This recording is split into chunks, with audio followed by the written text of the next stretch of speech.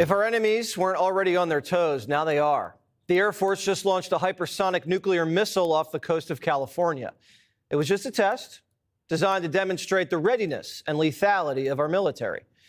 The country's been secured in every direction. The border's closed and ICE is working overtime. The Coast Guard just busted a boat full of 20 Chinese and Mexican illegals in the Pacific. The first person inside the tarp is going to be the master. They just climbed underneath. It's going to be the first person in front of the helm is the master. On up the rebound! Migrant criminals are getting shackled and shipped out. Liberals don't like seeing cuffs, I know, but they're necessary. The Post reports a chartered commercial passenger plane left Laughlin Air Base with a group of male Haitians. Once they realized they weren't going somewhere in the United States but back to Haiti, all hell broke loose. The men ripped every window sunshade from their moorings, bent most overhead luggage compartment doors off their hinges. They tore seat cushions off frames, then ripped out their stuffing. They destroyed anything destroyable as pilots cowered at the controls behind locked cabin doors. Democrats want these guys to walk free. New York prosecutors just let out 2 Venezuelan gangbangers who were busted with drugs and guns. They just got a slap on the wrist and are now back on the streets. Pulling off the largest deportation operation in America is hard enough. We don't need sanctuary cities getting in the way. Or leakers. Kristi Noem is strapping bureaucrats to polygraphs to make sure they're not leaking sensitive information about ICE raids. While Noem plugs the leaks, Trump's cutting off the cash flow. The president's expected to sign an executive order tonight that terminates all federal taxpayer benefits to illegals. Every federal agency will have to identify and kill programs that financially help illegals. They'll also have to ensure not a single federal penny, even though we're not using them anymore, supports sanctuary policies. Taking care of Biden's migrants alone could have cost us $500 billion. That's over now. I mean, I haven't asked the president for anything ever. And if it comes up, how will you handle it? Well, you won't be involved. Yeah, I'll recuse myself if it is. If there's a conflict, you won't be involved. Yeah. I mean, I wouldn't want that, and he won't want it. Right, and also I'm getting a sort of a daily proctology exam here. You know, it's not like I'll be getting away from something in the dead of night. He's a very good person, and he wants to see the country do well. And I know people that would try and take advantage of the situation. This guy's somebody that really cares for the country, and I saw that very early on. I saw it really a long time ago when I got to know him. He's a very different kind of a character. That's why, you know who loves him? Young people that are very smart. This is what leadership looks like. No favors, no backroom deals, just a commitment to doing what's right for America. It is true that many of the people in this room for 4 years failed to cover the fact that Joe Biden was mentally incompetent and was not running the country. It is also true that many people in this room who have used this talking point that Elon is not elected fail to understand how government works. So I'm glad for the opportunity for a brief civics lesson. A president is elected by the whole American people. He's the only official in the entire government that is elected by the entire nation, right? Judges are appointed, members of Congress are elected at the district or state level, just one man. And the Constitution, Article 2, has a clause known as the vesting clause, and it says the executive power shall be vested in a president, singular. The whole will of democracy is imbued into the elected president. That president then appoints staff to then impose that democratic will onto the government. The threat to democracy, indeed the existential threat to democracy, is the unelected bureaucracy of lifetime tenured civil servants who believe they answer to no one, who believe they can do whatever they want without consequence, who believe they can set their own agenda no matter what Americans vote for. So Americans vote for radical FBI reform, and FBI agents say they don't want to change. Or Americans vote for radical reform on our energy policies, but EPA bureaucrats say they don't want to change. Or Americans vote to end DEI, racist DEI policies, and lawyers at the Department of Justice say they don't want to change. What President Trump is doing is he is removing federal bureaucrats who are defying democracy by failing to implement his lawful orders, which are the will of the whole American people. There is a cost to us as a news organization to knowingly broadcast untrue things. We are here to bring you the news. Elon Musk has apparently somehow convinced the United States government, specifically the United States Department of State, that the taxpayers of the United States of America should spend $400 million buying, quote, armored Tesla production units. Isn't it great and definitely not at all illegal or profoundly corrupt? Definitely not ripping us all off to pay themselves, right? Donald Trump didn't give that contract to Elon Musk. Joe Biden gave it to him. Germany's entire defense is subsidized by the American taxpayer. There are thousands upon thousands of American troops in Germany today. Do you think that the American taxpayer is going to stand for that if you get thrown in jail in Germany for posting a mean tweet? Of course they're not, right? So the point that I try to make to our European friends, and I think that there are friends, I believe that, I know President Trump does, is that friendship is based on shared values. You do not have shared values if you're jailing people for saying we should close down our border. You don't have shared values if you cancel elections because you don't like the result, and that happened in Romania. You do not have shared values if you're so afraid of your own people that you silence them and shut them up. So let's have shared values. Let's defend democracy. Let's have free expression, not just in the United States, but all over the Western world. That is the path to strong alliances in Europe. Well, they've seen Black Book like on day one. On day one, roll out the Black Book. So will you work with me on this issue so we know who worked with Jeffrey Epstein in building these sex trafficking rings? Absolutely, Senator. Child sex trafficking has no place in the United States of America, and I will do everything, if confirmed as FBI director, to make sure the American public knows the full weight of what happened in the past.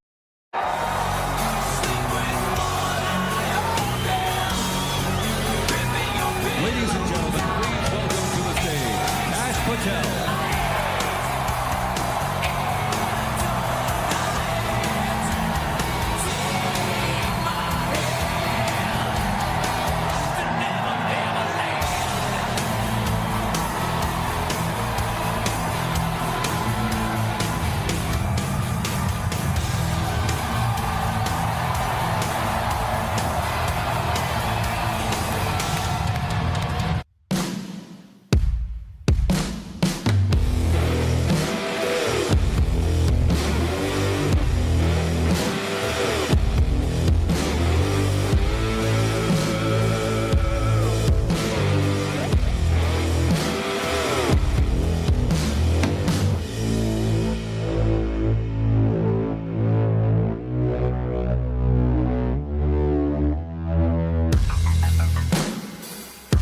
All right, Thursday night, and we are live. Hope everybody's doing good. As always, be blessed in Jesus' mighty name. Kash Patel has been confirmed. They put it off as long as they possibly could, but they could put it off no longer. He was confirmed by every single Republican, with the exception of Susan Collins and Lisa Murkowski. And we'll never get rid of Collins because she's in a blue state. So she's just a shill to falsely represent the conservatives that are actually there. But Murkowski can easily be replaced in Alaska. Even with ranked choice voting, they can still do it because she simply inherited that seat from her daddy, just like Hunter Biden with his daddy on the WhatsApp and all that stuff. So, I mean, she needs to go. Murkowski's got to go. Alaskans, if anybody knows any Alaskans, maybe you're from Alaska, you're watching this right now, you've got to get rid of this person. She is not in any way, shape, or form a conservative. Not only is she not a conservative, she certainly is not MAGA. She's got to go. Even Mitch McConnell voted for Kash Patel. And as we said last night, he voted so that Kash Patel could be voted on. So, and then voted for Kash Patel. And Mitch McConnell, of course, announced today that he is not running for re-election. So we're going to have to watch very closely because one of the big names that's come out, I can't remember the name right now, but I'll know it by tomorrow, that's looking to succeed McConnell is Mitch McConnell's personal choice. That is not who needs to succeed Mitch McConnell in the great state of Kentucky, which, of course, is falsely represented by its own governor, Andy Beshear, as a globalist, leftist, bourgeois, elitist moron. And we can't. And so Kentucky's just so falsely represented because it is a deeply red state. Went to Trump, I don't know how many votes, but it needs to be properly represented. Certainly not by a Mitch McConnell acolyte or a Mitch McConnell copy, but it needs to be represented by a legit conservative. So we need to be eyeballing that race coming up in 2026. This is Mitch McConnell's last year in office. All right, let me say it to everybody in the chat. Sixlin is on. Dave Souders is on. Granite 2468 is on. Jules 21 Hours is on. Milwaukee James is on. Deb Plan is on. Deb New 2011 is on. Just Fact is on. Conservative Waffles on. Let me see. SCWA Ratcliffe 1965 is on. KGP Co is on.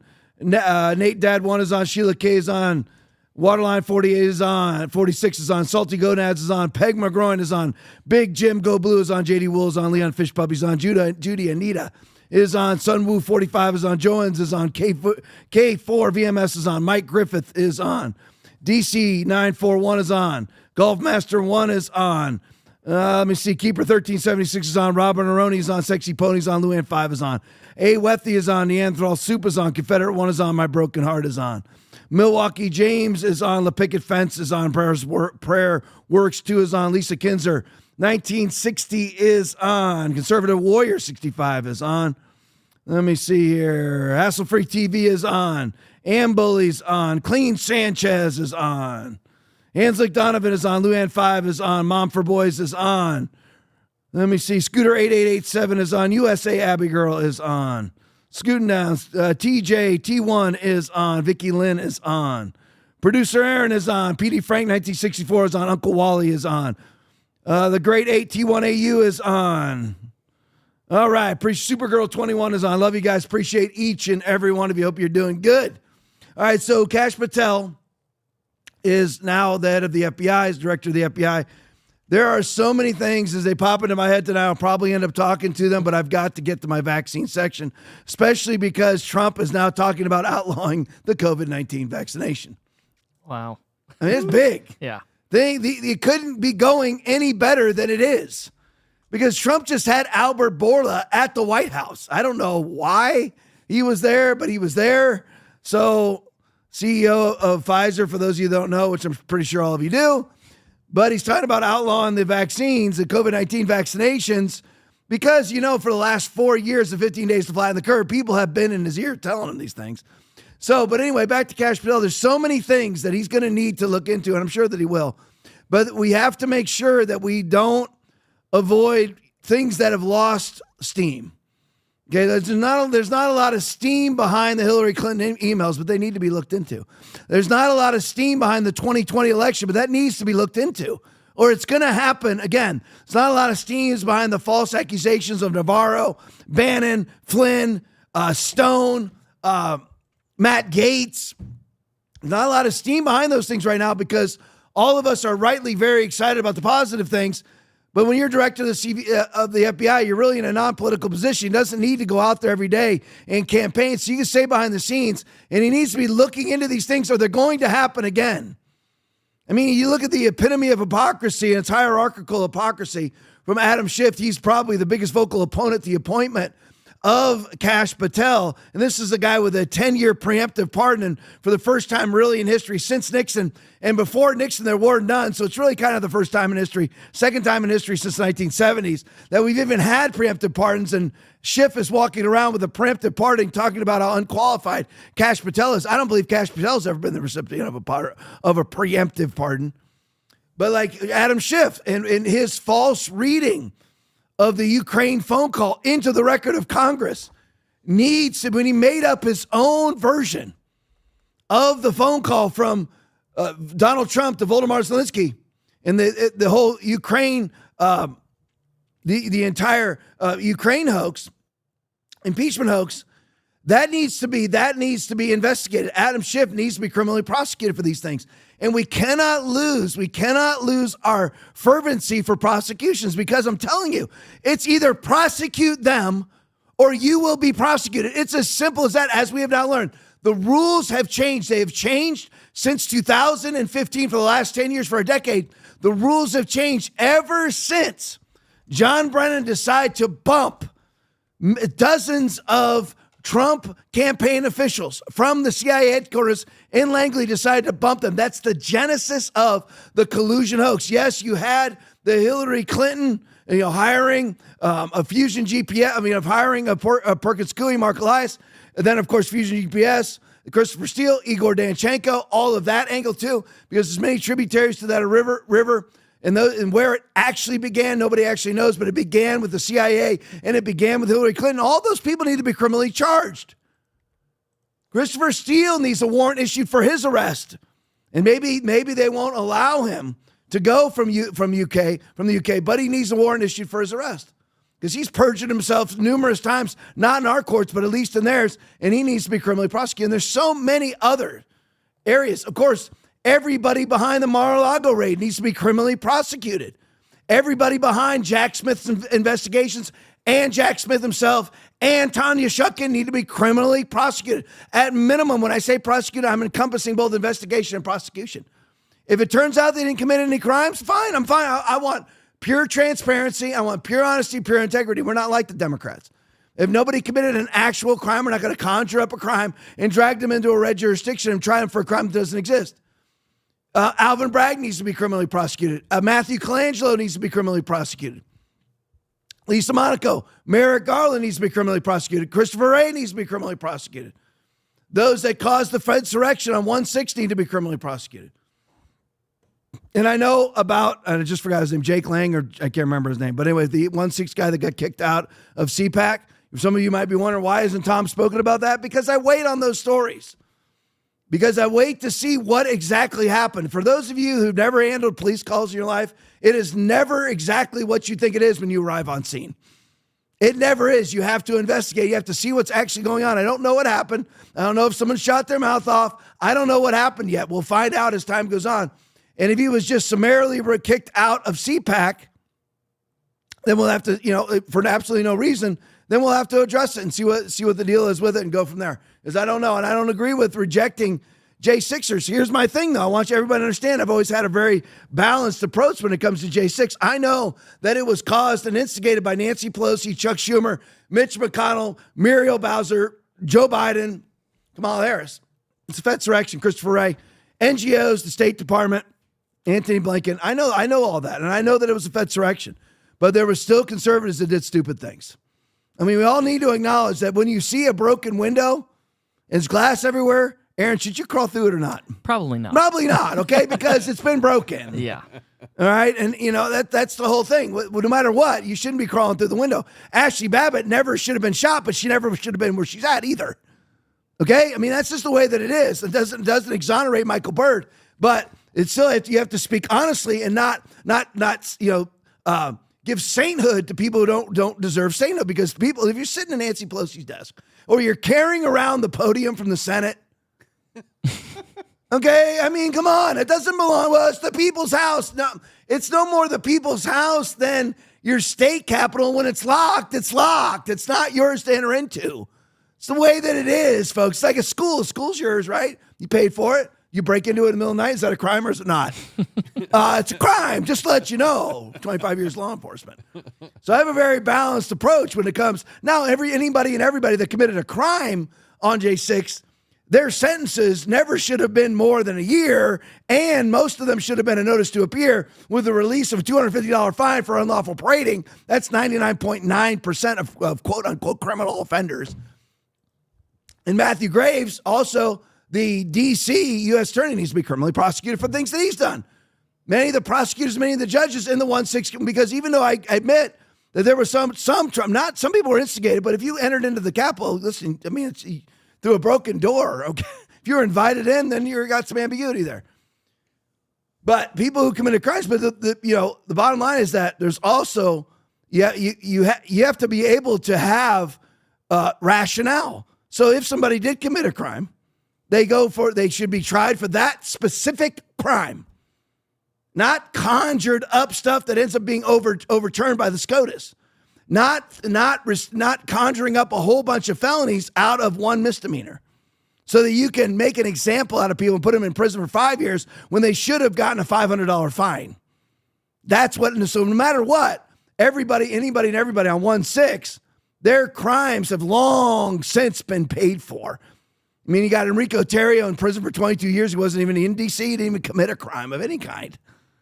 So you just always have a balanced approach to it. So my point in all of that is saying, I don't know what happened at CPAC. I'm not a huge CPAC fan. Tends to be institutionalized republicanism, but Elon Musk was there. J.D. Vance was there. Numerous other people. And then a lot of great people there. Steve Bannon's there right now. Nobody I listen to more than Bannon. I'm just saying that, I have to see what happened with it. All right. So Kash Patel's got to look into all of that stuff. I mean, of course, it's key. I told you it's going to pop into my mind for the rest of the show. We got Jeffrey Epstein stuff that I'm hoping that Glenn Beck is correct. And tomorrow we see the Epstein flight log. That's Glenn Beck. Glenn Beck has predicted that was what's going to happen because he talked in person to Kash Patel. So hopefully that's what happened. If Kash Patel can do it, he will do it. We know that. He's a man of his word. All right, let's go into some Trump stuff here. Nick Shorter tweet. New CNN has officially been evicted from the Pentagon thanks to Pete Hegseth. My question to Aaron, my question to Will, my question to you is this. Why do they ever have an office in the Pentagon? Of course, why does the FBI have an office at Perkins Coie in Washington, D.C.? Why is that exactly?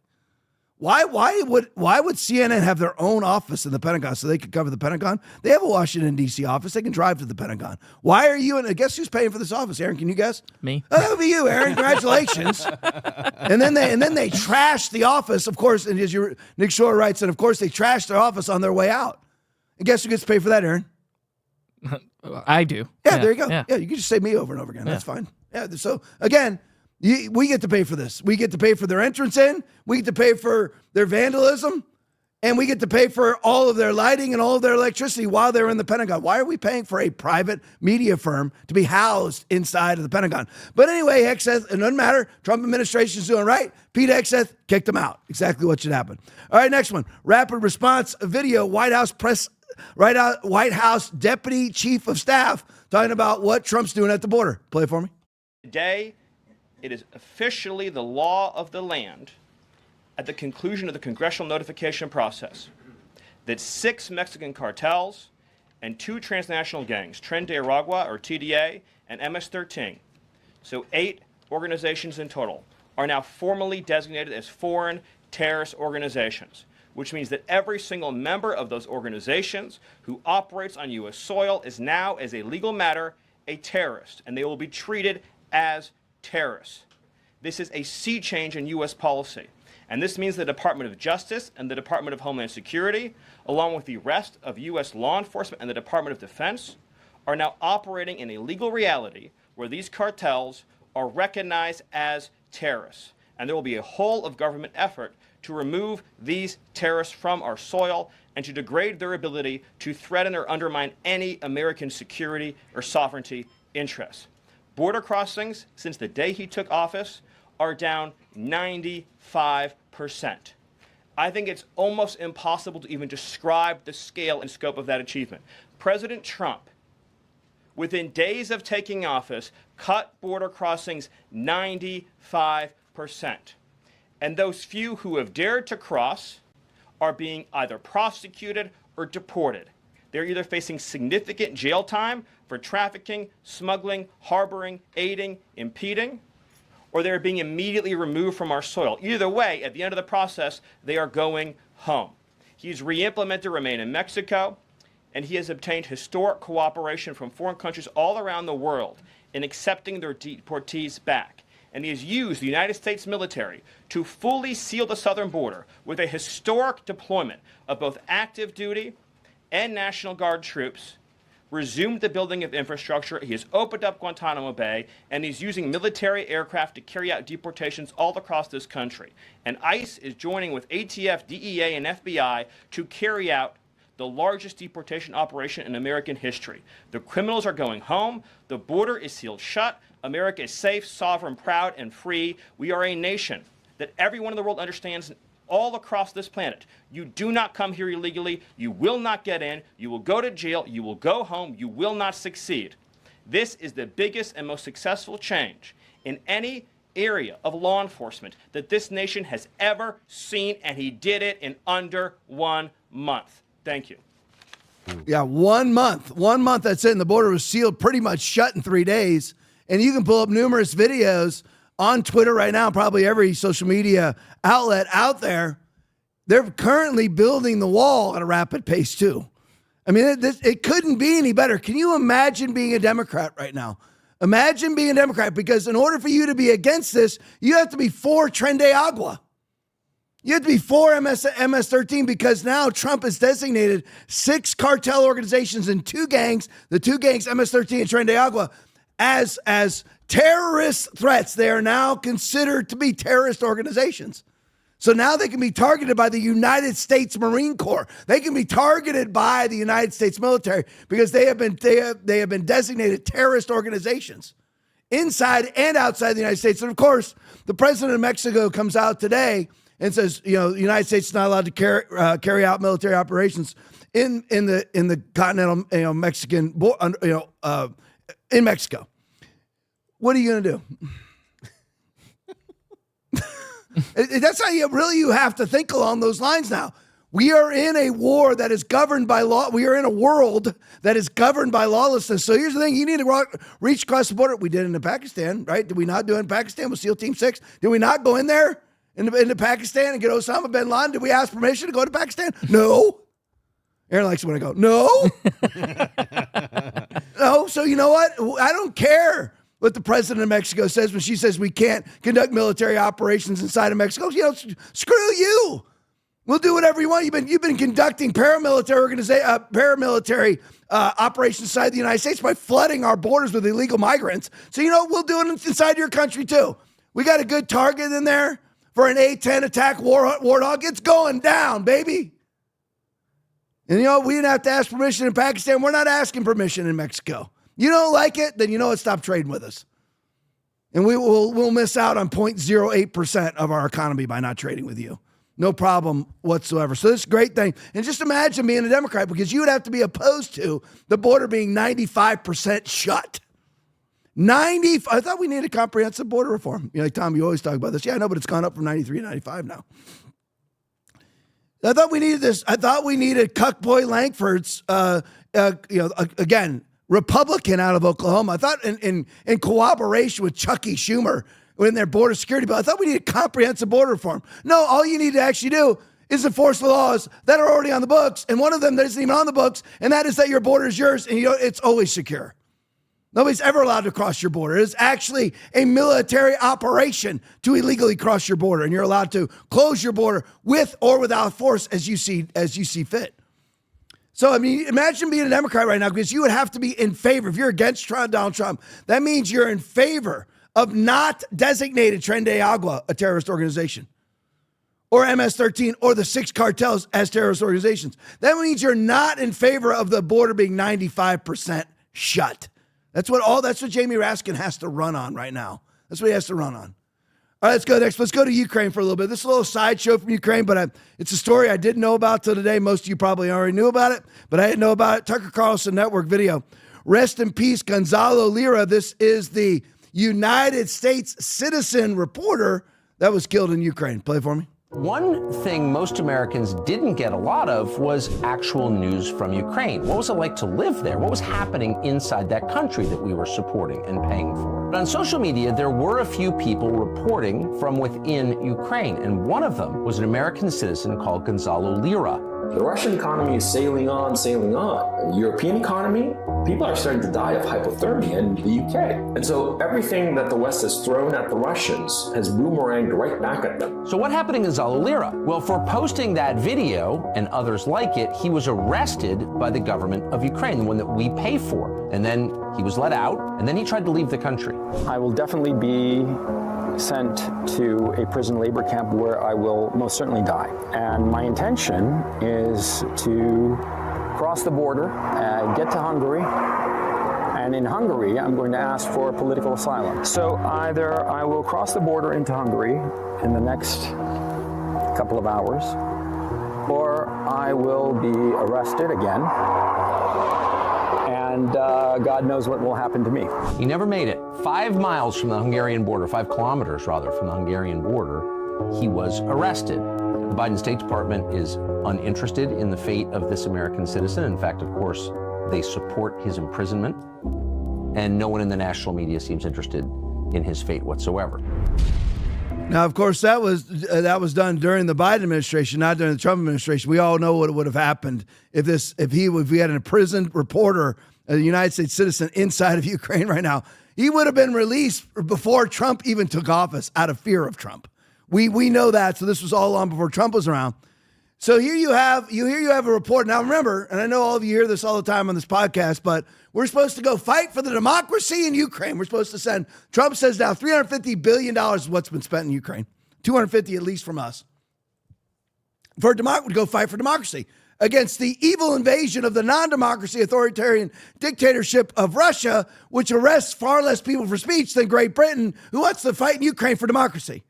So we were supposed to go fight for a democracy that arrests a reporter for daring to say that the Russian sanctions weren't working. That's what we've been saying here, that the sanctions against Russia, whether it was the seizure of all of their billions of dollars in USD or the various economic sanctions, they weren't working. You know why? Because they're in partnership with China, because Joe Biden drove them into the hands of the largest country in the world. So, of course, the sanctions aren't working. They're also not working because USAID money still makes it into Russia. And they're not working because Germany, who wants to fight in Ukraine and now has pulled out and said they don't want to fight in Ukraine because Keir Starmer is talking about putting troops in kind of a demilitarized zone inside of Ukraine or on the periphery of Ukraine for some sort of peacekeeping mission. And Germany said, no, thank you. By the way, it's developing in the last 2 days.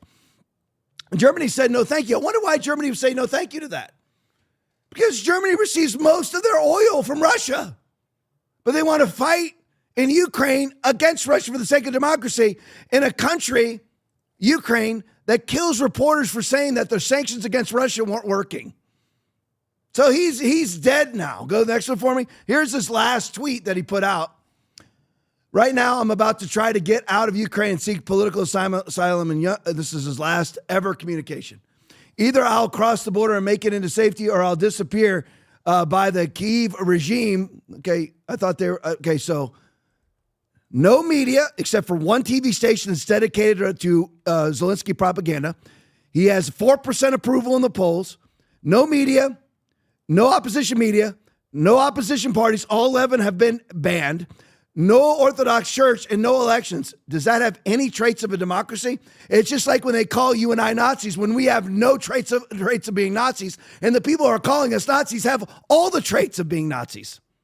So he was detained, taken to a work camp, hasn't been seen since. Go to the next one for me. Elon Musk tweet, Zelensky killed an American journalist. There you go. That's just the truth. And Zelensky and Trump are in this feud right now, because Zelensky can see the wall's arc actually closing in because the United States is about to pull out. And Germany has just said, you know, we're not going to support Keir Starmer putting troops in, because the people who started this war were was the British government and the United States government ginning this whole war up using Boris Johnson to do so after there was already a settled agreement where Ukraine said, you know what, we're not going to go into NATO. And Vladimir Putin said, that's all I need. That was the end of the war. 5 days after the war started, it was already over. But Great Britain, via Boris Johnson, stoked the war, made it keep going on and on. Again, all of these people benefit from the money that's being spent on this war and the money that will be spent in Ukraine to rebuild Ukraine via the IMF. All right, so let's go to another disaster area, shall we? This is via Alex Jones. Breaking exclusive, Alex Jones and Rebel News Network, Ezra Levant. Breaking exclusive, homeowners devastated by manufactured Maui wildfires. Oh, Tom, that's old news. How long ago was Maui? What was it, a year and a half ago? Something like that, a year ago? I can't remember. Yeah, something like that. Over a year. So, breaking exclusive, homeowners devastated by the manufactured Maui wildfires. And of course, Tom, manufactured. How dare Alex Jones say that? Because you know why? You know why Alex Jones is saying that they were manufactured? You know why? Because they were. I mean, again, let's look at the amount of coinky-dinky, shall we, coincidences? Just like Southern California, the water was turned off. That's weird. all the people fleeing Maui, Lahaina, trying to flee Maui, were actually turned back into the fire by the police. School was somehow canceled and all the kids were home. Let me say, the alarm system was turned off. So the water's turned off. The alarm system's turned off. You have the person who's in charge of the Maui investigation is the same person in charge. It happens to be the police chief in Lahaina is the same person in charge of the mass shooting in Las Vegas that was never resolved. And we still know nothing about that. Not one thing. We don't know one thing about one of the biggest mass shootings in American history. Not one thing. Does anybody? I don't know anything. Do you? That's why we have Kash Patel now. Hopefully Kash Patel will reveal it. So it's just a whole lot of coincidences. So you end up with American citizens standing out in the surf to survive the fire. And it's very, very similar to, of course, what happened in Southern California, where you have no water and they all know the winds are about to blow. And they have an infrastructure that's in place that cannot handle those winds blowing that are going to spark fires every time. So, but now, okay, we're a year and a half out. This has to be, this has to be resolved, right? Do you know that most people still aren't allowed even on their property in Maui? I'll let the video speak for itself. Play for me. Those tiny homes, row after row after row. Tiny homes, FEMA got those built, but they will not give permits to, and look at those. Those are like little sheds that you'd have in your garden. And this is in the middle of nowhere. Look at these ones. I think these ones actually may be made in China. Do you see? This is where the people in Maui have been placed. And they've said they have no intention of ever letting them have their property now. And they're going to build all these high-rises, smart city, which they voted down the year before the Magic Fires. And there's all sorts of crazy ideas, like having sort of a give it back to nature. There's some people worried that high-priced developers want to come in, take up the gorgeous land near the water. The main message is this: a year and a half in, and there's almost no houses that have been rebuilt, and none look likely. They're pushing the fire refugees up the hill to live in those shacks, to live in those garden sheds, when nothing, look at that. And nothing is moving down actually by the water. And my warning to LA is, if you let your Democrats and your bureaucrats run things, you will not be back in your Pacific Palisades land for years. In fact, the LA mayor just said it'll be 3 to 5 years. And Maui suggested it might even be longer. Alex, there really are FEMA camps in Maui. Yeah, look at that. We put our drone up to take a look. Imagine living there. Hey, Aaron, do me a favor, and when you can, mute it and just run it side by side, because there's some pictorials I want to focus on as we go. I'm just going to speak about them as we talk. First of all, right there, does that not look like a Chinese/New Zealand COVID camp? Does that not look like the COVID camps that we saw? Because again, these people, they have one plan. They have different tactics for the one plan, the one narrative, the one agenda, which is to leverage you into a one world commerce system with a singular access point to all commerce. Tommy talk about it all the time. Listen, the reason why I talk about it all the time is because it's going to happen. The book of Revelation is going to happen, and you and I are the ones who decide whether or not to stave it off out of our generation. In order to be able to do that, then you have to Revelation 13, 18. You have 13, 16, and 17, which is speaking of the mark of the beast. But he causes all, both small and great, rich and poor, free and slave, to receive a mark on their right hand or on their forehead, and that no one may buy or sell except one who has the mark of the name of the beast or the number of his name. Here is wisdom. Here it is. Here is wisdom. Let him who has understanding calculate the number of the beast, for it is the number of a man. His number is 666. So we need to, through understanding, because we're there. Look at that's a camp. Why is there a freaking fence around it?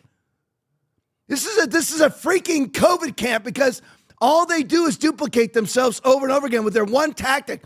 They have, one agenda, one narrative, but many different tactics. But it all is very similar. Aaron, just scroll it to where there's actually images of the. Just get it to where there's images other than the actual speaker. Yeah, thank you. Just if it gets back to them, I'm not done. Just go scroll back 30 seconds to the images, because I just want people to see this, because this looks like Australia in 2021 for people who tested positive for COVID. It looks like China in 2022 and 2021 and 2020 who tested positive for COVID, because this is what these people do. They want you in these camps. And why is Aaron got the date for me? It's 8/8/23. is when this happened. It's funny how everything's always like in August because that's when the abomination in Afghanistan happened too. So at Abbey Gate. But anyway, a year and a half later, this is what you have. A year and a half later, it's the best you can do in a year and a half. And nobody's rebuilt their house. According to Ezra Levant, statistically speaking, nobody has rebuilt a house in a year and a half. Nobody. And hardly anybody can even get a permit to do anything. And this isn't planned that the most expensive real estate in the world just happens to about a year apart from each other, burn to the freaking ground with no water available. And that's all a coincidence. We all know that's not true. It is statistically impossible for the most expensive land in the world to burn to the ground, 2 pieces of it, burn to the ground in exactly the same way with no water available. And then now a year later, Karen Bass, when she's sitting there, you can bring it back to me. When she's sitting there in that press conference with Donald Trump, she said, I am going to let people in the next day. Has people been let on their property? No. Nobody's been given a permit to even clear their property. I have not seen that change. I think we ran that story last week. I haven't seen any changes on Twitter, and it would come out on Twitter. There's been no permits in it for anybody to even go onto their properties at Malibu or Pacific Palisades, even clear off their property yet. Not one permit has been issued. They put out memorandums out into the public, and when you take that memorandum to whatever public office that it should apply to, they act like they've never seen it before, send you to another office, that office sends you back to the original office. That's what they do. And all these people are going to vote Democrat again. That's the saddest thing. I'll bet you all the citizens of Lahaina vote Democrat again. I'll bet you they put Mazie Hirono back in the Senate again. So sad. But you know what? Maybe they won't. Maybe they won't. All right, let's go to Doge. Wall Street Apes video. Wow. No, where am I at? Is that the right one? Am I Wall Street Apes? Okay, here we go. Wow to Elon Musk and Doge team looking at Medicare. Listen to what this pharmacist says. Play it for me. Hey, I heard Elon and the Doge team started looking at Medicare, and I found something for them. This medication is pirfenidone. Medicare filled it 85,000 times in 2022 at an average cost of $8,000 per prescription. They spent $680 million on that one drug in just 1 year. However, at my pharmacy, which is a cost-plus pharmacy, meaning we don't take insurance, that same prescription would only cost $200. If we filled all 85,000 prescriptions, it would cost $17 million total. That means Medicare is overpaying by $663 million every year. How did they do that? Well, Medicare contracts with pharmacy benefits managers to tell them how much they should be paying for medications. The problem is the pharmacy benefits manager gets paid a percentage of the cost. That means the higher the price, the higher their cut. They aren't incentivized to lower the cost. They're incentivized to raise the cost, and they are not shy about it. So it's an easy solution for the Doge team. Cancel the PBM contracts and bring the actual costs back into the equation instead of those nonsense made-up prices that the PBMs use. If you want to see if the PBMs have been raising the cost of your medication, go to forestparkpharmacy.com and look at our price checker to see if we can save you. See ya. All right, so there's the truth. So the truth, look at where our government's at. If you go and get pirfenidone, all right, whatever that is and whatever it's for, you go get it. It was prescribed 85,000 times in 2022. Who knows what 2023, 2024, but 85,000 times in 2022. And again, 3 years ago, it was $8,000 per prescription. In this guy's pharmacy, where it's cash only, where you're not going through the government, not going through Medicaid or Medicare, it's $200. So if you go through the government, it's $8,000 per prescription. If you just go through normal capitalism, $200. Now, where did the other $7,800 per prescription go? Because it costs $200 for a bottle of these pills. It costs $200. So there's a $7,800 black hole going somewhere. There's $7,800. It's the example that I always use coming out of COVID, where we spent $7 trillion on COVID, a 99.997% survivable virus. Is it really quarter till already? Holy moly. But anyway, because I got my vaccine stuff I got to get to tonight. Especially because Trump's talking about outlawing the whole thing. Now we're kind of on that subject right now. I got to move. But like $7 trillion spent on COVID, but they've only been able to determine that 800 billion was spent on COVID. But I thought you said 7 trillion. That's what they say. Just like 85,000 prescriptions at $8,000 a pop, but they're only $200. They only cost $200. So that's still making a profit. $200 still making a profit. So they probably actually cost $60. So they're making $140 profit. So you have $7 trillion spent on COVID, a 99.997% survivable virus that everybody's going to catch anyway outside of Matthew 16:19 when you bind and loose like you should. But anyway, so you spend $7 trillion, but the only amount that they can actually track that was spent on COVID was $800 billion. So where is the $6.2 trillion at? Do we even know? Is that part of the $35 trillion black hole in the Pentagon? The $4.7 trillion black hole from 2000 to 2025? The $2.7 trillion hole that was just found by Doge? Is any of that? So this just shows you exactly how the government works. All right, Doge is moving all over the place, and people are actually doing preemptive strikes. Right here, New York Times Post. CIA plans largest mass firing in nearly 50 years. This is the greatest time of my life. This is the greatest time of my life because they're nothing more than the Gestapo. They're nothing more than the brown shirts for the Democratic Party and the globalist left. CIA plans largest mass firings in nearly 50 years. The possible surge of officers. Now, where are they going to cut all these people? Where are all these people going to be cut from? Well, let's see. The possible purge of officers working on, this is all John Ratcliffe, who's CIA director, working on recruiting and diversity. Can you imagine, again, this is an article from the New York Times from yesterday or today. I think today. But you have to be on the side of the CIA. If you're going to be a Democrat, you have to be on the side of the CIA who is responsible for international affairs outside the continental United States to keep America safe, right? To root out terrorism, to spot possible targets even for our military, things like that. People are like, well, what about the coups and stuff? Listen, if you're going to do a coup, and it benefits the United States of America, not your globalist pals, and lines your own pockets and doesn't feed the NGOs that feed you. Okay, if you're actually doing coups that secure the United States of America, that's one thing. But they haven't done that for 50 or 60 years. But in order to be a Democrat, you have to be in favor of the CIA keeping on officers for recruiting and diversity. Because the possible purge of officers working on recruiting and diversity comes as the agency moves to comply with the spirit of an executive order banning efforts to diversify the federal workforce. I don't care if you are black, white, gay, straight, whatever, if you're a CIA officer. I care who is the best. The same thing with pilots. I don't care whether you're male, female, gay, straight. Who is the best in the flight simulator? Who's the best? Who scores the highest on all the tests? That's who should be. Whoever scores the highest should be the first on the list. Who scores second highest, no matter what race, gender, or sexual preference you are. Same thing with the CIA, who's responsible for securing the continental United States outside of the continental United States. So mass firings coming in the recruiting and diversity section of the CIA. Will we ever survive? Because the CIA is not going to be able to operate in diversity anymore. You even knew they were until 5 years ago. All right, let's go to the next one. All right, Matt Van Swole tweet. Breaking the Trump administration is cutting 85%. I mean, you see what's going on here? This is the greatest time ever to be an American. I'm telling you, it is great. When you actually see an administration cutting 85% of the workforce at HUD, you're like, HUD, how are we going to make without HUD? I'm saying that sarcastically, of course. Aaron, you ever got anything from HUD? Nope. Okay, me neither. Not one dime ever. I'm 56. Aaron's 30. I've never got a dime. I haven't got anything. I don't want dimes from the government. I haven't had the government. I didn't have HUD ever help me either. The Trump administration is cutting 85% of the staff at HUD, at the HUD office that funds disaster recovery in Western North Carolina. This comes after HUD promised North Carolina $1.8 billion. Guess how much showed up? Nothing. And you have, again, to be on the left, and I read some leftist responses to this today.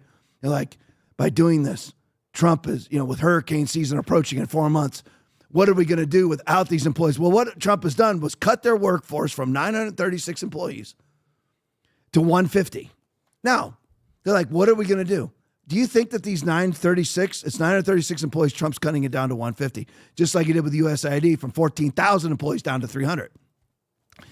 And these people are going, what are we going to do now with when we have these natural disasters? These are the pencil pushers.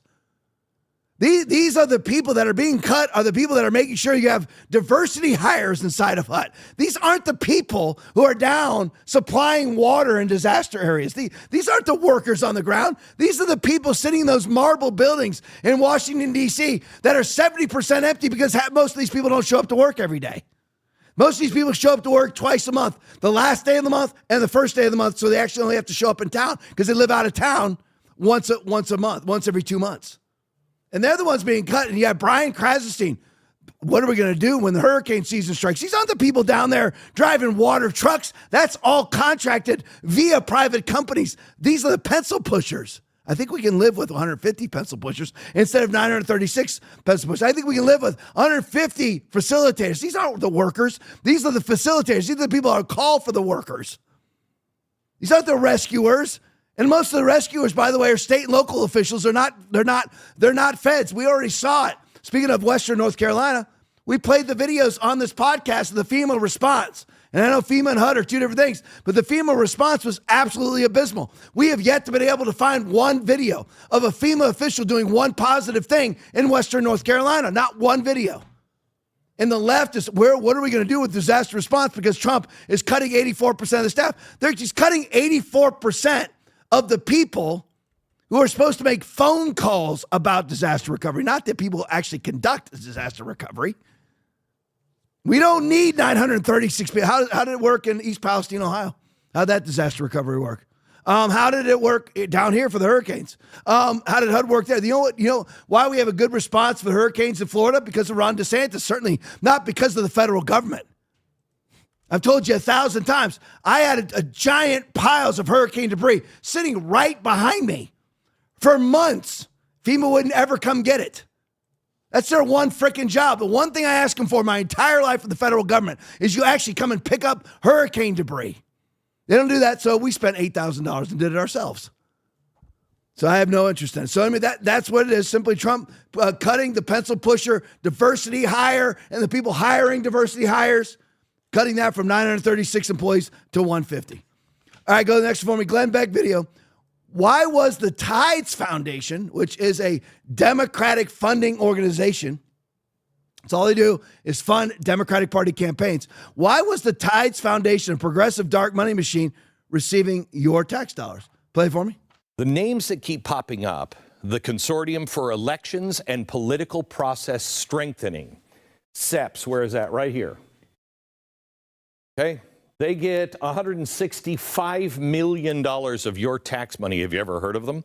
How about East West Management Institute? Because they're getting $25 million every year. The National Endowment for Democracy and their affiliates like NDI. Right here, 167, 362 million. Then you have Freedom House, which is right here, another $93 million. And oddly enough, we notice that the Tides Foundation, our old friends, show up on the chart, clearly showing the Tides Foundation is receiving U.S. tax dollars. Now, back in the old days at Fox, I showed you the entire purpose of Tides is to be a progressive left-wing dark money machine. It's money laundering, legal, but money laundering nonetheless. You cannot trace money. Once it goes in, it goes dark. You can see what's coming out, but you don't know who's giving it. Leftist billionaires, organizations, they all donate to Tides specifically so their money can go dark. So why is the Tides Foundation getting tax dollars? Well, maybe this is a one-off. Let's do a money trail search on Tides and see what pops up. Are they involved in anything else? The Tide Center. Oh, holy cow. Now, this is, again, we're going to find deeper levels here soon. But this is showing the entire money trail for Tides. On the chalkboard, again, I have a few notable ones. Oh, Freedom House, NED, SEPS, East West, Intranews. Wow, they show up again. So they're spreading tax dollars to each other, and then they spit out to places like Soros. There you go. Now you just have you look at this. This is the same thing we've been talking about now since all of this has been revealed. Most of us knew in some way, shape, or form this was going on, but now it's all being revealed by Doge. Is that what you and I have been a part of, unwittingly have been a part of all of our lives? Is we are paying for we're paying for our own political opposition to exist. We're paying for Planned Parenthood to exist. You and I are paying for it. You and I are paying for Democratic Party politicians to be elected. I mean, we all were like, well, we know there's gonna be 1 or 2 or 3, 4 or 5, whatever many parties, and we're gonna have to win elections. But we certainly never signed up to fund Democrats in elections, correct? That we have been funding the Tides Foundation, which solely and completely funds Democratic Party initiatives and Democratic Party campaigns. And you and I have been paying for it. And again, what happens is the entire thing, our entire lives and what we've thought our government has been a giant mirage, because all our government has done, $36 trillion of debt. We're thinking, some people probably think they're optimists. Well, you know, they're doing that to secure us, to keep us safe from terrorist threats. None of that went to any of that stuff ever. What it went to was NGOs. NGOs like the National Endowment for Democracy, the Atlanta Council, the Tides Foundation, the Brookings Institute. And what those various NGOs do is employ Democrats for multi-million-dollar salaries. And then they hire on Democrats. They hire on Democrats for various projects for multi hundreds of millions of dollars. Then they hire on Democrats for speaking engagements. And then they send money to Democratic Party campaigns where both the campaigner and the campaigner's spouse and family get rich off of the campaign funds after they form a foundation on using those campaign funds, the leftover campaign funds. J.B. Pritzker is in charge of 53 NGOs. He's a multi-billionaire. Did he become a multi-billionaire via capitalistic means or via our taxpayer dollars? Because that's what all needs to be found out right now when you're dealing with any Democratic Party millionaire or billionaire. We need to find out, did they get those millions from capitalism, or did they get those millions because money was funneled into an NGO that paid for some sort of project that they oversaw, that they never would have gotten in natural capitalistic competition? We need to find out in the various other ways that NGOs enrich Democrats and rhino Republicans. Let's look at this one. This one was unreal to me. We got Toast, right, Will? Yes, sure. All right, Toast to Austin video. Busted Doge slaps imaginary Georgia Governor Stacey Abrams. I don't even bust that. I'm trying to read it. Doge slaps imaginary Georgia Governor Stacey. This does okay. The grammar makes no sense. Stacey Abrams in the Doge hot seat. Play for me. This is breaking. According to the Washington Free Beacon, the Department of Government Efficiency has uncovered a $2 billion grant awarded to a startup nonprofit linked to Stacey Abrams. Power Forward Communities, founded in late 2023, received a massive grant from the EPA's Greenhouse Gas Reduction Fund in April of 2024. Before securing the funds, the organization reported just $100 in revenue. EPA Chief Lee Zeldin revealed that the previous administration moved $20 billion to external accounts, limiting federal oversight. If you're wondering who Stacey Abrams is, she's a Democratic political figure from Georgia, and she's known for her work in voter rights, progressive activism, and political campaigns. So yeah, this story's pretty interesting. I'm going to keep my eye out and let you guys know as the story progresses. And if you guys want the best way to get information directly from me, especially when things are important, I have a newsletter. It's free. The link is in my bio. Just enter your email and you'll get stuff sent to you when it's time. And so there you go. There it is again. And you're like, Tom, you've already talked. I know, but there's another example. You have money funneled in. Now, why is Stacey Abrams, who doesn't work, the only thing she works at is getting fatter by the day. That's the only thing that she actually ever works at is putting on weight. That's all she ever does. So she gets money sent to an NGO that she's a significant part of called Power Forward Community. She gets it from the Green New Deal, the Inflation Reduction Act, from the EPA. 1.6, I believe it said, or was it 2 billion? So she gets billions of dollars into the Power Forward Community. Has that ever done anything for you? Aaron, how about you? Power forward communities that ever reached out and really changed your life and as a power forward community? Not yet. No, me neither. Not one thing. Will, you? Nope, not Yeah, either. Will, you fought in a war. Didn't power forward community ever come and offer you something for fighting in a war? Nope. No, he never got anything. But I guess they're sending Snickers bars to Stacey Abrams, though. So EPA, of course, this is on the previous administration, gives them $2 billion. And I wonder, and Stacey Abrams, again, we're wondering, how does this woman become, I don't know what she's worth, but I'm assuming she was worth millions upon millions of dollars. We're always wondering, how are these people worth all of these millions of dollars? We know it's Nancy Pelosi. It's insider trading. We got that. And probably other NGO things too funnel a lot of money into Nancy Pelosi. We're finding out now these people become rich because they are either employed by or affiliated with these NGOs that are solely in existence because of our taxpayer dollars. They're only in existence because they're sent hundreds of millions of dollars. You saw that giant board that I love Glenn Beck's board with one bubble after another. That was $60 million a year, $123 million a year. All of these leftist, globalist, bourgeois, elitist NGOs that employ Democrats, that hire on Democrats, that allow Democrats to run their projects for hundreds of millions of dollars or even billions of dollars, just like Joe Biden, like Frank Biden and James Biden with their various initiatives all around the globe, funneled money through NGOs. So they can go down and you can have, I can't remember whether it's Frank or James Biden, whose son has never built a house in his life, but he runs the NGO that builds the new houses in Iraq where Will fought in a war. So Will goes over there and risks his life to go fight in the war as part of the Marine Corps, an artillery unit. And then Frank or James Biden goes over there to rebuild the houses that Will blew up and to make a profit using NGO funds. That's what our whole world's about. We got dead Marines over there and dead infantry and thousands of them dead in these wars. And then you have all of these leftist, globalist, bourgeois, wine-sipping elitists come in there and profit off of the war via NGOs. And those NGOs are financed by you and me. And we're $37 trillion in debt. And Stacey Abrams gets all of this money. Reports emerging that Abrams attempted to steal $2 billion. This is just from Tuska, Austin. And U.S. taxpayer dollars designated for fledgling nonprofit powered forward communities.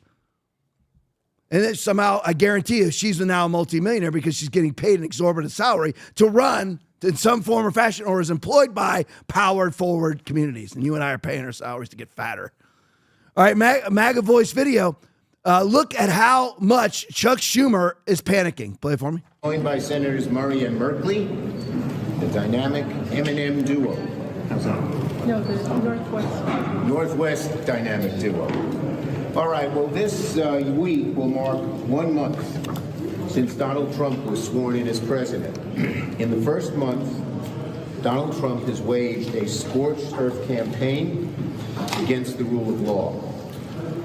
And for one simple reason, to give his billionaire buddies a tax break and have the American people pay the cost. House Republicans say 1 bill. Senate Republicans say 2 bills. Donald Trump, meanwhile, is changing his mind every hour. Yesterday, Senate Republicans voted to proceed on their budget resolution. But this morning, you saw that President Trump flipped the script again, further sowing chaos. Republicans have talked a big game about flooding the zone, but instead they're drowning in their own chaos and confusion. If this mess Republicans have created for themselves is a preview of how they'll govern, it bodes very poorly for them, but more importantly for the country. Of course, Republicans could do 2 bills, they could do 10 bills, they could do 50 bills, 100 bills. It doesn't make a difference because the one thing they're united on, the one thing they're trying to get done, House and Senate Republicans, Donald Trump and Elon Musk, is to give their billionaire buddies a tax break and have the American people pay the cost. So name one so far. Now, we've only been in office for a month, but where are these $1 billion or billionaire tax breaks to their billionaire buddies? Where are these tax breaks to the billionaire buddies? Just show me one. Just show me one. What tax breaks have been initiated? What tax breaks to billionaires have even been spoken of by the Trump administration? We've already seen it put out with the various House resolutions for no tax on tips, no tax on overtime. Where are these billion-dollar tax breaks? Where are these tax breaks for their billionaire buddies? They have nothing. All they can do is break out their old, worn-out, retread rhetoric. Breaks for their tax breaks for billionaires. Where are these tax breaks for billionaires? Where are they? They're non-existent. It's like they say, they're attacking the democracy. What democracy? How are we attacking the democracy? Name, give me a list on how I'm attacking democracy. Donald Trump is committing crimes every day. He's violating the Constitution every day. Give me a list. All I want is a list. Give me a list. Give me a list of these constitutional violations. And I want a list of the tax breaks for the billionaires. I want a list. Show them to me.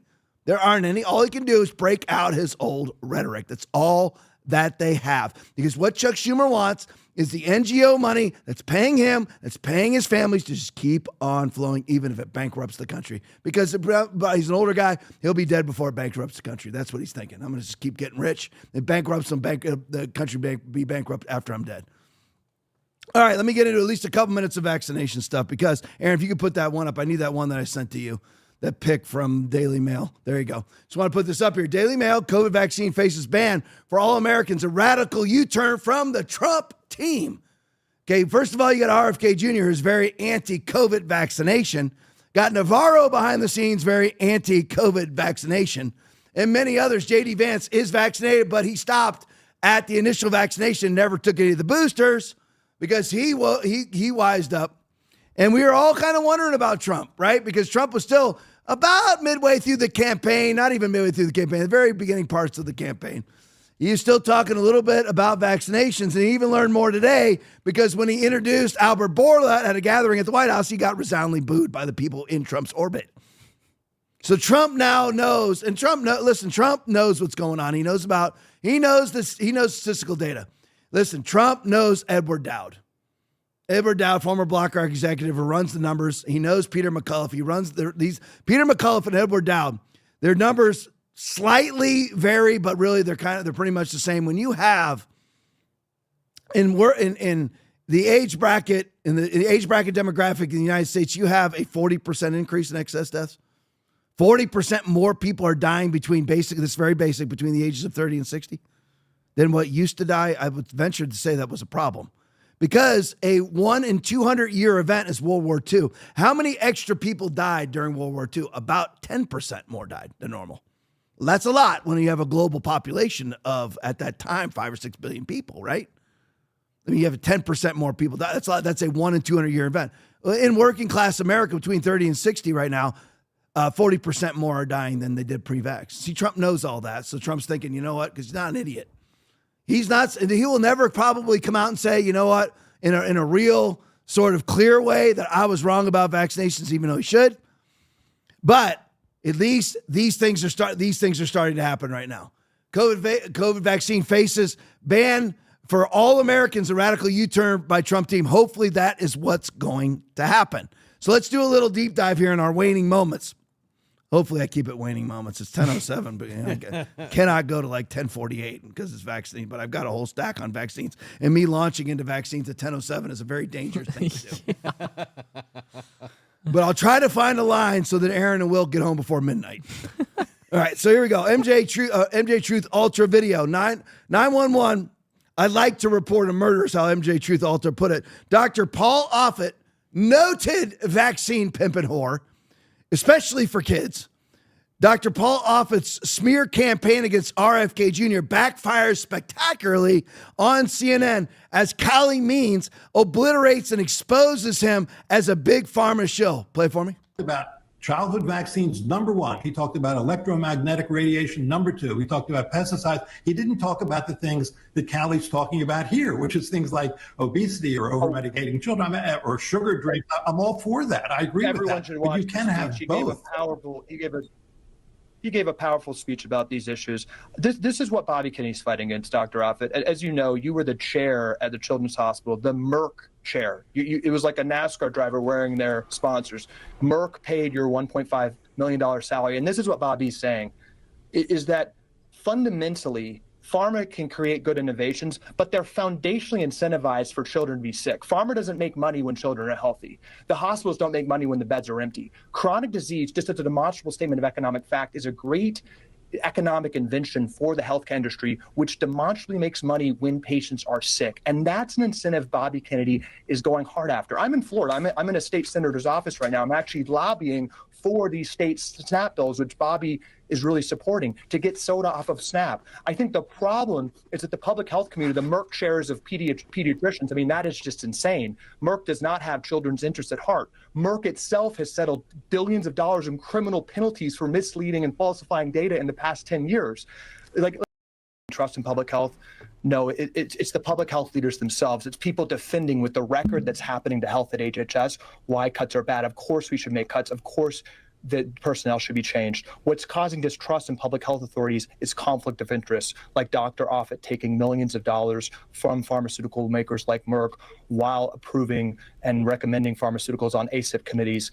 It's the fact that Dr. Offit saying that science is always settled when he himself has approved vaccines that have been recalled for causing organ failure for kids. And it's the fact that Dr. Offit is talking about measles, which is important. And I want to be clear, Hamlin, I want to get this out. It's important. But there were 300 deaths from measles a year before the invention of the vaccine. We have 38% of children right now having prediabetes. Bobby is focused on that. He's focused on reorganizing the department. And that's what we should be talking about, not this distraction. Let's go back to front. Well, first of all, they're always talking about Bobby Kennedy is against the measles vaccine. Guess what? He should be, and so should you, because measles is not a problem. You shouldn't alter God's design because of a illness that used to kill in unsanitary America 300 people a year. The year before the measles vaccine came out, 300 Americans died of the measles. We have 30,000 to 80,000 per year die of the flu. And nobody's ever mandated a flu vaccine where you couldn't go to school or buy, sell, trade, or travel without it, right? So we never needed a measles vaccine. You don't want to alter God's design. You don't want to be 600 pounds and obese either, because that's not God's design. But you don't want to alter God's design with a vaccine, especially for an illness that's, statistically speaking, no threat to you. 300 people, this is back in the day, 300 people died where you walk down the street stepping on human feces because the sewers were open and flowing into the streets. Where rats were everywhere. 300 people died. 300 people died a year of everything then. Thousands of people died every year of a common cold and pneumonia. Then they never mandated their vaccinations either, even though we never had a vaccination for a common cold until COVID-19, which coronavirus is the same as a common cold virus, which ever mutating and has an animal host. Therefore, you can never have an vaccination for it because it's ever mutating. Gosh, I shouldn't get into vaccines right now. I shouldn't. I absolutely shouldn't, but I'm going to. So then you have Offit, and I remember this guy. I believe he was on those channels where they'd be approving. We'd watch the approval for vaccinations. And I believe he was one of those doctors. He would say things like, the science is settled on vaccinations. You're not allowed to argue. You get banned off Facebook. I believe me, I know. And he'd say things like the science is settled. And then the very vaccines that he says that the science was settled on, kids die from organ failure and they get recalled, but the science is settled. And this guy, he's looking at me. He's perfectly at peace. He's more at peace with himself than I am. I don't know how that works. I honestly don't. I'm not super at peace with myself a lot. I'm really not. I mean, I should be, but I'm not. But these guys are perfectly at peace. I mean, he gets called out right there by Kali Means. He's saying, this guy's receiving millions of dollars from pharmaceutical companies. How in the world can you be neutral or unbiased in the medical industry when you are solely and completely paid for by the pharmaceutical industry? How can you make unbiased diagnoses when your entire living as a multi-millionaire depends on your contract with pharma, i.e. Merck here with them, who paid his $1.5 million a year salary? And he walks around, he's giving press conferences with his Merck white, jacket that all the doctors wear. What do you call them? White, like lab coat? Lab coat, thank you. This white lab coat, it's got Merck on it. Like Kali Means says, like a NASCAR sponsor. And he's going to make decisions in your best interest, or is he going to make decisions for his financial best interest like our government does? He's wearing their own insignia on his lab coat with a stethoscope. And he's going to not shill for them? He's going to make unbiased decisions for them? He's going to make decisions for your best interest when he's wearing their insignia on his lab coat and telling you that the science is settled right before your kid dies of organ failure, using the vaccine that he said the science was settled on? Look at this one. And this has to do, I believe, where am I at, Will? Sudden and unexpected. Sudden and unexpected. Where? Okay, sudden and unexpected. Oh, yeah. Oh, gosh, I'm glad you caught it. Because I flipped right over it. All right, we broke the golden rule. Sudden and unexpected video. We broke the golden rule. Pregnant women are already in a state of immunosuppression. So why would you give them, a pregnant woman, 4 different vaccinations? Play for me. Golden rule of pregnancy. Never use an unproven drug in pregnancy and never vaccinate in pregnancy. Never went away during COVID. That golden rule was broken. The last people that should get new drugs, unproven drugs, or vaccine should be pregnant women and the fetus inside them. They should be 10, 15 years out if you've got a wonderful new vaccine to use. Polio would not have been given to pregnant mothers in the early days. Not a chance. And actually has been discouraged ever since. You don't vaccinate pregnant mothers. It's medical malpractice. Why have we allowed ourselves to do a medical malpractice, ostensibly recommending it? And what has been the result? What has been the result? Well, Pfizer knew the results just as things were rolling out. They did a post-marketing analysis. And in their post-marketing analysis, there was about 300 people, and they didn't tell you what happened to the other 270 or so. They didn't give the answer back, but they did give the answer for 29 pregnant mothers. And the 29 pregnant mothers that they gave the answer to, what happened to the pregnancy? And it's published. It's part of the 75,000 pages of Pfizer data. And the published data by Pfizer showed that of the 29 pregnancies that they were willing to say what the results were, and the others that they hid, 28 out of 29 lost the pregnancy.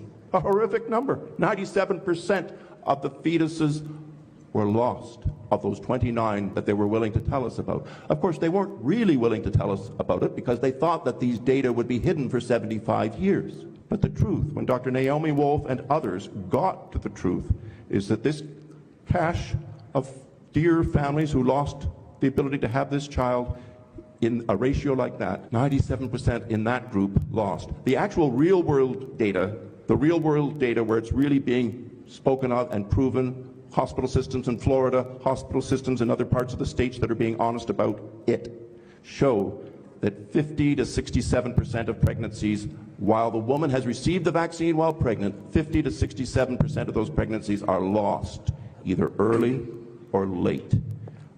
Incredible numbers. Anyone in the obstetrical units really knows the truth. They've seen stillbirth numbers that are obscene. They've seen early pregnancy losses, extra bleeding, spontaneous bleedings, and spontaneous abortion losses that have happened that are obscene numbers. And this is what happens when you break the golden rule of pregnancy. Do never break the golden rule of pregnancy. Do not vaccinate, and especially do not vaccinate with a toxic spike protein into a viable human who's only this big. A little viable human that's only this big, and nanoparticles take the toxic stuff across through the placenta and into the cord and into the baby and into the baby's brain. All right, so there you go. And you just look at these numbers here. You look at the numbers from, and this again, Peter Navarro has publicly stated that Anthony Fauci lied, and Anthony Fauci and Pfizer lied to Donald Trump about their vaccinations. First of all, calling them a vaccination. They're not a vaccination. They're a gene-altering drug. It's not a vaccination. And most Americans, when this poll was put out, most Americans, if they were told that it was a gene therapeutic, i.e. a gene-altering drug, never would have taken it. Not one, even not Democrats or Republicans. So Donald Trump was lied to. But the strange thing is, he's got Bourla at the White House today.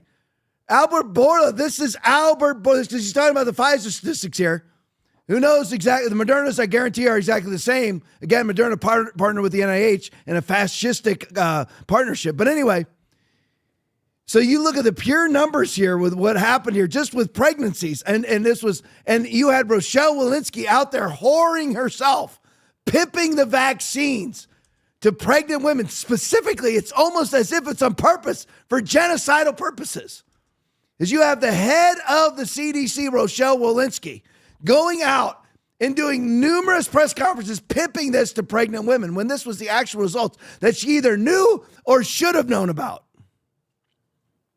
When you had 300 pregnant women in the Pfizer vaccine trials, the very trials they wanted to keep classified for 75 years, but they lost in federal court. So they got exposed. This material would not be available to us for another 70 years from right now if we'd lost in federal court, but now it's available to us. How is Pfizer even still in business is my question. When you have 300 pregnant women in the study who took the vaccination. Now, what happened to all 300? Nobody knows. How are these people not in prison? What happened to the other? Are the women dead? Are the babies and the women dead? Are just the women dead? Or just the babies dead? Which one is it? Because all they chronicled out of the 300 pregnant women were 29 of them. So what about the other 271 women? What about them? Where are they at? They only chronicled because, get this, everybody. They must have believed this was the best material they had because this is what they allowed out. Mm-hmm. They must have considered this to be the most palatable material. The most acceptable material was that 28 out of 29 women miscarried. So what happened? Was it really 299 out of 300 miscarried? Because they hid the other 271 women. So they just took a little block of it of basically 30 women and 28 out of 29 women miscarried. And you know how they designated those miscarriages, spontaneous abortions? Do you know how they actually categorized them? Naturally resolved. A vaccine ailment, but naturally resolved.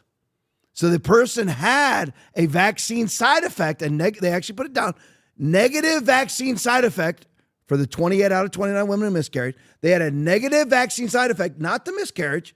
They were having bad symptoms from the vaccine, and when they spontaneously aborted, had their miscarriage, they put it down as naturally resolved. That's what happened. And then all of these monsters pimped and hoarded this vaccines, including many pastors from their pulpits. And to this day, it's 50 to 67% of all the women who receive this vaccination have miscarried. 50 to 67%. And the people think it's over now, right? Go to the next one for me.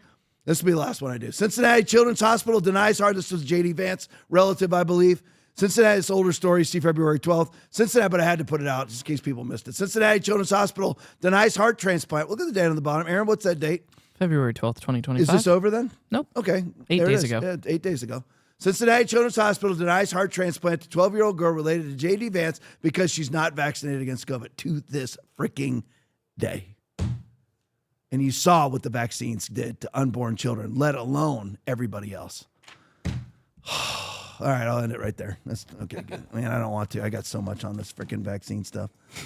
But the good news is Trump is looking to outlaw, and I believe that he will. Rumble Rants, Robin Aroni, $20. Tammy L. Margaret, $10. Order in the court, $10. Jules, 21 hours, $5. Dave Souders, $5. Love you guys. Love you so much in the Rumble Rant. Thank you so much. Seriously, thank you so much. Love you guys all in the chat, too. Appreciate you guys. Back here tomorrow night for the Friday night show to wrap up the week right at 9 o'clock. As always, love each and every one of you. See you tomorrow night.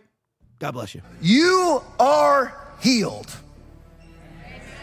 Psalm 103:3. How many of you have a physical infirmity or a sickness? You are healed. Psalm 103:3. Who forgives all your sins and heals all of your diseases. That's the end of it. Anybody who teaches you different is a false teacher, including yourself. If your mind is teaching you different, call out your mind and say, false prophet. But that's not what I've been taught my whole life. I was taught, Tom, to show compassion for the sick. Did Jesus do that? No. Jesus healed the sick. He kicked out the compassionate ones and healed the sick. How much more compassionate can you be than to heal them?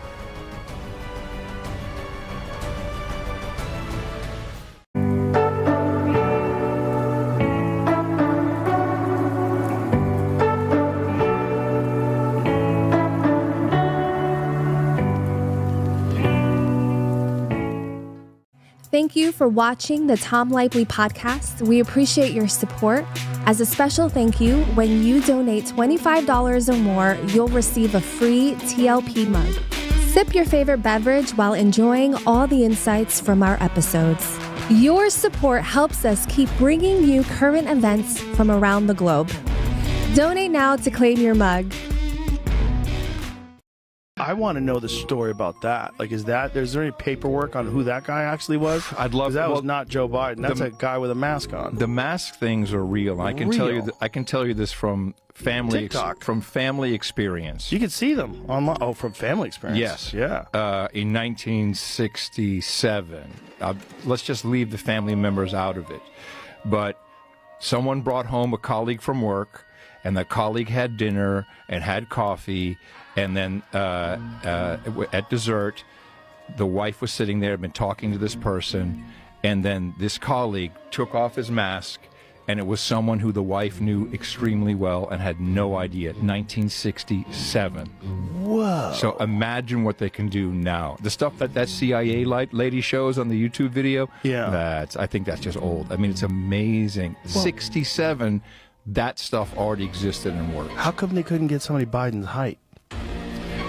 Tina says that too. I said, they just didn't care at that point. Just like they needed someone who had his cadence, which I think is harder to do, to be kind of, like that stumbling, bumbling. Also, like, how many people do you bring this to?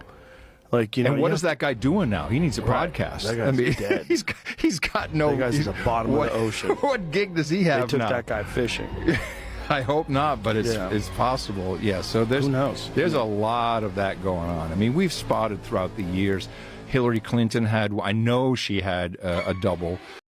President Zelensky has blocked all access to True Social all across Ukraine. A fun fact, the Ukrainian military relies on Starlink to be able to communicate and utilize their drones. So go ahead and let Zelensky keep running his mouth about Trump. Y'all gonna fuck around and Elon's gonna shut off all your internet. Oh, and it is kind of hilarious that Zelensky responded to being called a dictator by acting more like a dictator and restricting his citizens' access to social media. Fucking good call.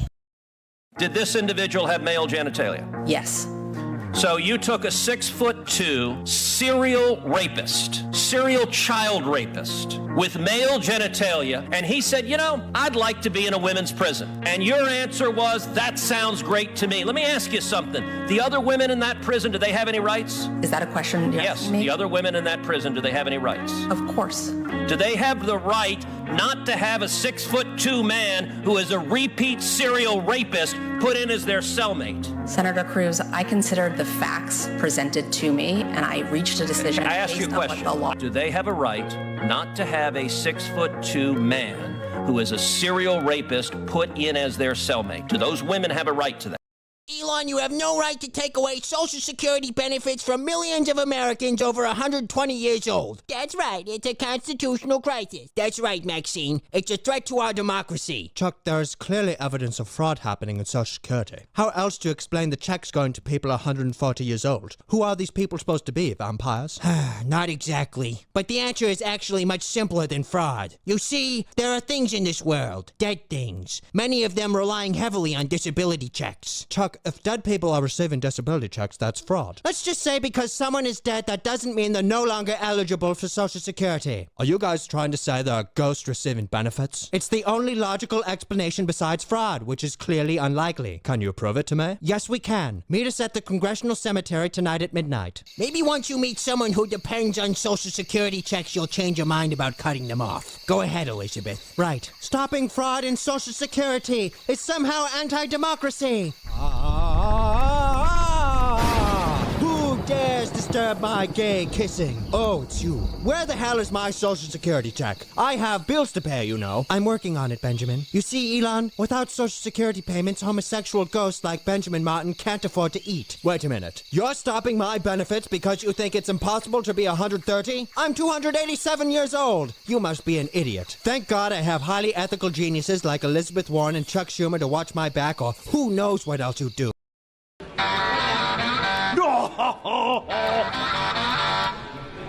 Hi, my friend!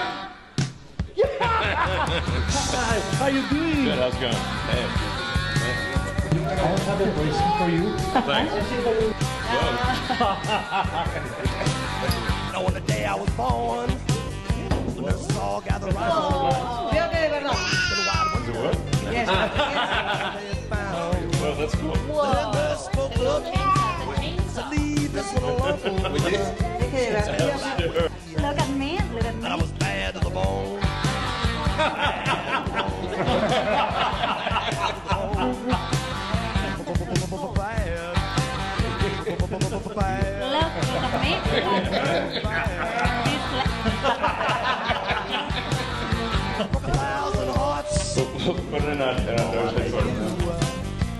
This is a glorious day. You know why it's glorious? Kash Patel's director of the FBI. Confirmed by the United States Senate. As was Bobby Kennedy Jr., Tulsi Gabbard, Pete Hegseth. Didn't they tell you it couldn't be done? Didn't they? All right there. Didn't the mainstream media say it couldn't be done? None of them, right? It's a glorious day.